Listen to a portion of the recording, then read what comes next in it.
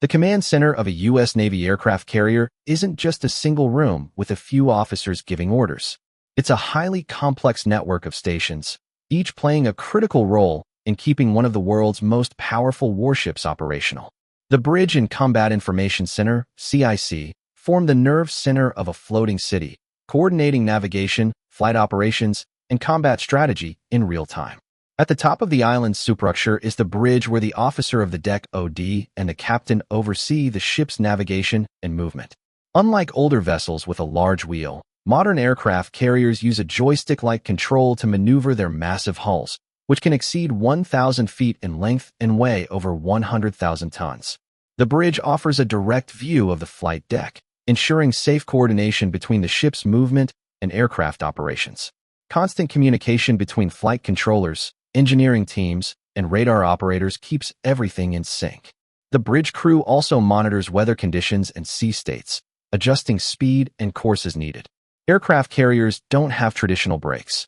Instead, they rely on their rudders and engines to slow down or change course, sometimes taking miles to stop completely.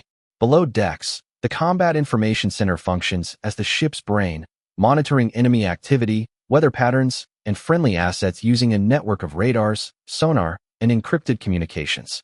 Staffed around the clock, CIC personnel analyze intelligence, coordinate fighter jet deployments, and monitor threats. The dim lighting inside helps operators focus on glowing radar screens and digital maps. CIC officers are trained to handle complex battle scenarios, working with fleet commanders and strike groups to maintain operational superiority. The CIC operates 24/7, ensuring the carrier is always battle-ready, even in the middle of the night or during rough seas. The primary flight control, PY-Fly, also called the Air Boss Station, is located high above the flight deck and functions as the ship's mini air traffic control tower. The Air Boss and Mini Boss oversee takeoffs and landings, making split-second decisions that ensure safe operations. Fighter jets, helicopters, and surveillance aircraft rely on PY-Fly for clearance to launch or recover. The flight deck itself is one of the most dangerous workplaces in the world where jets land at high speeds, catching arresting wires to come to a stop in mere seconds. PY-Fly must also coordinate with maintenance crews below deck to ensure aircraft are mission-ready and fully operational. The flight deck is only about 1,000 feet long, less than one-third the length of a commercial airport runway. Overlooking the deck from a small glass-enclosed station is the bubble, where launch officers control the catapult systems that send jets into the sky. Older carriers use steam-powered catapults, but newer models like the USS Gerald R. Ford have transitioned to electromagnetic aircraft launch systems (EMALS), which provides smoother, more efficient launches with less strain on the aircraft. The bubble crew operates with precision timing, ensuring aircraft are lined up and launched at exactly the right moment to maintain mission effectiveness. EMALS can launch jets with precise force settings, extending aircraft lifespan and improving performance compared to steam catapults. Deep within the ship, the Engineering and Power Control Center ensures that everything runs smoothly. Nuclear-powered aircraft carriers can operate for over 20 years without refueling, providing sustained presence anywhere in the world. The power generated isn't just for propulsion. It also supplies energy to the catapults, aircraft maintenance bays, and crew living areas. The engineering crew must constantly monitor the reactor's output, keeping all systems running while ensuring the ship meets strict safety protocols. A carrier's nuclear reactor generates enough power to supply electricity to a small city. An aircraft carrier is also a floating communications hub with dedicated rooms for encrypted satellite transmissions, radio operations, and even old-school signal flags and flashing lights as backup methods. Secure messaging ensures coordination with Navy battle groups, Allied forces, and airborne squadrons.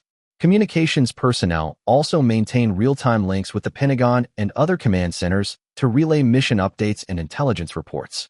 Radio silence is sometimes enforced to prevent enemy forces from detecting the ship's location. Despite its size and firepower, an aircraft carrier must also prepare for emergencies. Damage control teams are on standby to handle fires, flooding, and medical crises.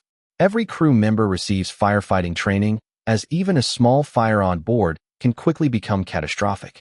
The carrier has an advanced medical bay with doctors, surgeons, and emergency responders who can handle anything from combat injuries to routine checkups. The carrier's fire suppression systems include foam cannons and thousands of feet of firefighting hose, ensuring rapid response to any incident. Not all aircraft carriers are created equal, and some have far larger and more complex command centers than others. The USS Gerald R. Ford CVN-78, the most advanced carrier in the U.S. Navy, boasts one of the largest and most sophisticated command centers ever built.